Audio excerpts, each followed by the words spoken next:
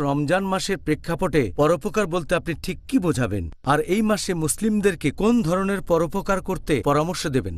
মানুষের উচিত সারা জীবনে পরোপকার করা, তবে রমজান মাসে আমরা পরোপকারের সর্বোচ্চ চূড়ায় উঠব।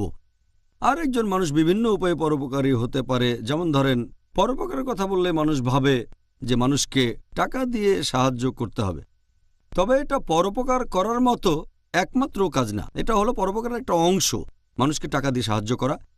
পরোপকারের অন্য একটা উপায় হচ্ছে যদি জ্ঞান বিতরণ করেন, যদি কাউকে সঠিক পথে পরিচালিত করেন, তাহলে সেটাও এক ধরনের পরোপকার।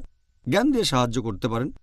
এছাড়াও আপনি পরোপকার করতে পারেন শারীরিক শক্তি দিয়ে সাহায্য করে, কোনো কাজ করে দিলেন অথবা কিছু তুলে দিলেন, এই কাজটাও পরোপকার। যে কাজটা ভালো সেটাই আসলে পরোপকার।